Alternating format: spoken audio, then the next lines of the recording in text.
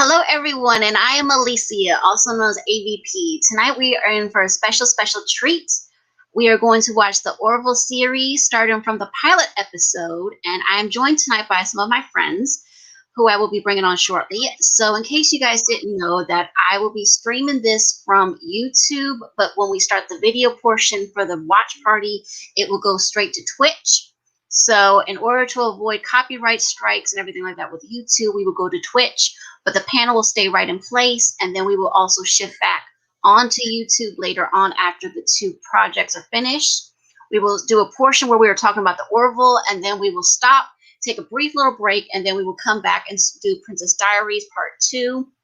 If you do not want to stay for that, that's totally okay. If you want to stay, that's totally okay too. So I will bring on my guest one by one. I have joined by me, who is right beside of me. I have Mar, who is also known as, identifies as Long Krell. I also have Jeffrey Turner, also known as Mega Jetty. And I also have Rebel Heart Rose, or Crystal. So thank you three for coming tonight. I appreciate that so much. Thank you. Thank you. So all of you are Orville fans, I take it. Oh, yeah. Yeah. So who is your favorite character of all of the characters?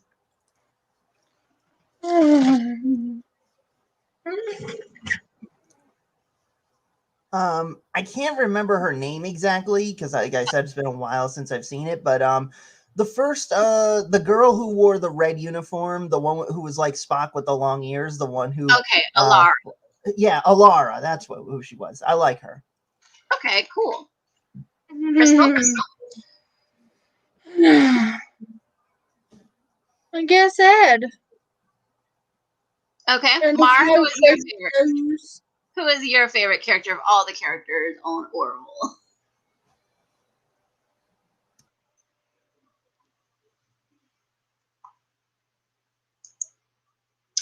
Well, Mar? Okay, he chose to mute himself. Okay, well, my favorite character, I think everybody knows, is Ed. I always say that I look a little bit like Kelly, but basically Ed is my personal favorite. Okay.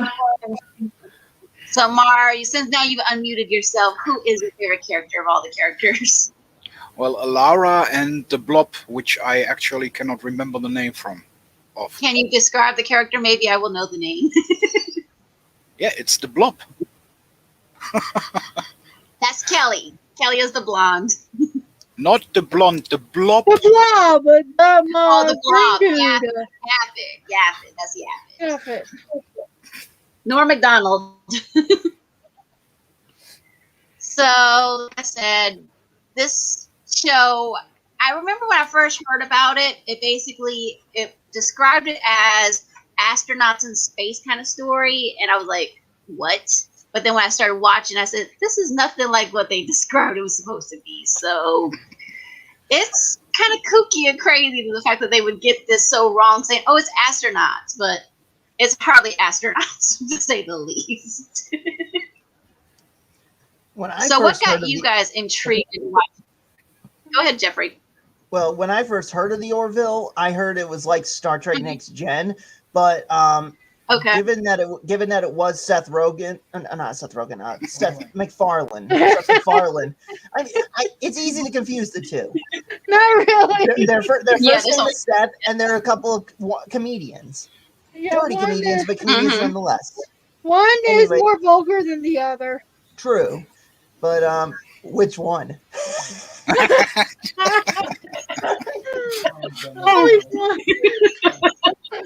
But yeah, basically, when I heard that MacFarlane was the guy behind this, this take on Star Trek, I was like, okay, this is definitely going to be Galaxy Quest. And then, okay. Basically, I thought basically it was going to be Galaxy Quest, but then a few episodes in into the first season with the whole the thing with the baby with the whole gender stuff, I was like, wow, this is more next generation than I thought. So I think that was deliberate. I think that was McFarlane's intention. He wanted to showcase it as like a spoof, like Galaxy Quest at first, but he really wanted it to be next generation. He wanted it to stand out on its own too, Yeah. and not That's be compared. But you can tell he's a big Star Trek fan. It I mean, definitely shows. I love the way they call it a dramedy, which is a mix of drama and comedy together. And like Jeffrey was saying, it is like Next Generation, but it's very different from Next Generation too, because we deal with a lot more serious topics like the gender issue. Also with when they were dealing with a future episode where a crew member almost got basically where he gets lobotomized almost, and it's all because of some foolishness that he did, and it could have been prevented. But the thing is, because the way he is, it turned out the way it turned out. So I think it was good to see some drama, but comedy. So I think this is one of the things that makes this stand out from other shows that are out there. One of the interesting episodes was the episode where the pilot fell for this girl who existed many years prior, and he tried to recreate her in the hologram. And when he tried to get her away from the guy that she would end up with, she ended up not being the same person that he was falling for. So that's true.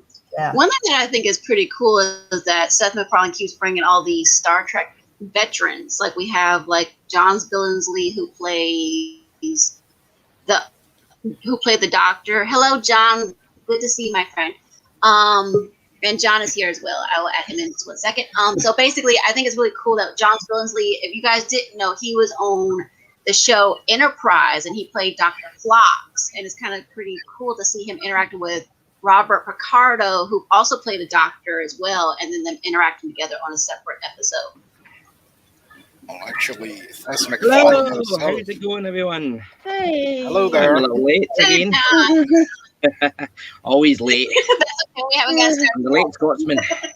It's the So, time zone Sean, I have difference. a question for you. Who is your Yeah. favorite character from the Orville series? Oh, no, that's a tricky one. That's a tricky one. I've got to go with Seth. Seth, definitely. Ed. Oh yeah, the captain. Yes. He does nothing wrong. You know, he is comedy gold. Underdog. From Family Guy to all the voices he does to Orville, he does it all. He does it perfect. Without him, the Yes. show wouldn't be as good. That's true. That's so true. Like I was explaining, it's a drama mixed with comedy, the way they always call it a dramedy, and it's perfect. Yeah. It's perfect. Yeah, that's what surprised me. Originally, when it was advertised, we thought, oh, it's going to be a comedy, like a spoof of Star Trek. And then it came out all this drama and stuff like that, and I was like, ooh, this is actually quite good. It's the best of both worlds. So both old Star Trek fans and new ones can both enjoy it. In fact, I actually like this better than the new Star Trek. So I have a question for all of you. Who was a Star Trek or science fiction fan prior to this? Me. Ooh, I was. okay. I was- Okay. I was definitely a Star Trek fan before this. Somewhere in here, I've got my TNG Enterprise somewhere. A wee toy model somewhere. Okay. So you guys are already science fiction fans already. That's great. So do you feel like this is better than the stuff you grew up with, or do you think this is on a totally different level altogether? I think it's just as good as the stuff we grew up with. The original Star Trek, the Roddenberry Star Trek and all that, TNG and DS9 and all that. In fact, this pilot episode kind of reminds me of the first episode of DS9, that he's given a command that he didn't really want, and then he has to decide, does he want to keep it or not?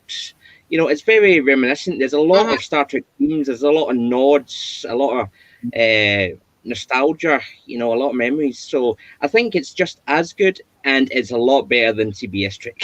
10 times better. Well, in the Orville they have a lot of. In the Orville they have a lot of Star Trek and Star Wars. Yeah. So Yes. it's actually it combines both of them, and in a pretty good show. I would say Seth MacFarlane. You know that guy. Everyone has heard of him, Oh yeah, and Mm-hmm. if he great guy. starts something, he brings it to an end, and he brings it to a great end. Yeah. And people just like his stuff, for as far as I can say. Yeah. I think that's why we So love him so much because Oh he yeah. is an actual fan. He is an actual Star Trek fan, so he brings a lot of love, which the CBS writers don't really, they're not really, they didn't grow up with it. They're just brand new. They don't, probably half of them don't even know the show, but Seth does. Sorry, on you go, mate. yeah, Mm-hmm. for me it was yeah. We have a new sci-fi show, The Orville, and I was like, oh Yes. my god, another sci-fi show. It's made by Seth MacFarlane, and I was like, what?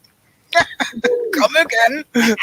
Seth MacFarlane? Okay, I'll watch I it. know a lot of people were telling me, like, what are you doing? They keep trying to tell me Seth MacFarlane and science fiction, they don't mix together. I'm thinking, you haven't seen his Blue Harvest. You haven't seen something Dark Side. You haven't seen Yeah. It's a Trap.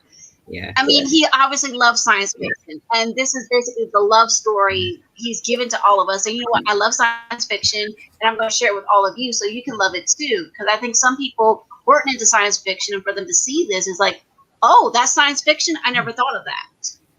Yeah. Yeah. Anyone who says they're not sure if it would work, go watch Galaxy Quest. That is very much like Orville. It's like the sci-fi fan fiction. It's perfect. It's great. It's a lot of fun, but also some serious moments as well. That's another great Oh, one. yes. Yeah, because like I said, I mean, I thought the Orville was going to be more comedy, less drama, but I was Yeah. surprised that it had the equal balance. Yeah.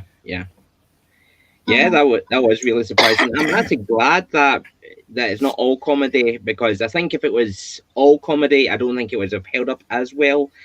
What we like so much about it is there is some serious moments. We do get to know the characters. There's a lot of character development. There's some serious political issues, and it's done right. It's very subtle. It's not very in your face. It's written into the story. So that's why we love it so much. Just it's the perfect balance between the two, which not a lot other shows can do. They can do both, but they often don't get the balance. You know what I mean? Mm-hmm. All right. Well, are you guys ready to start our watch party for the Orville pilot episode? Oh yes, In the words of SpongeBob, I'm ready. Are you ready, Finn? So we're going to switch the screen from here to Twitch. I have put the Twitch link into the chat. If you guys want to join us over there, that way we don't get any copyrights. We will come back after the movie is over and then come back and start working on Princess Diaries Part 2. So I hope to see you guys over at Twitch. See you there. Am I allowed to make a little shout out really quick? Sure, you can do that real quick. Oh, super. So if you have computer problems and you look for a solution for free, just go to Geeks Enjoy Nerdrotica and ask LDG. He helps you for free. He does. He's awesome. Check him out, folks. Check him out. And check out all these people that are on my panel tonight. Check them out because they're all awesome in their own ways. And ask LDG. He helps you for free. If you have computer problems. He will. He will definitely help you out. And he doesn't charge you anything. He's awesome. All right, see you guys on Twitch. Check them out because they're all awesome in their own ways. And ask LDG. He helps you. He does. He's awesome. Check him out. He will. He will definitely help you out. And he doesn't charge you anything. He's awesome. All right, see you guys on Twitch.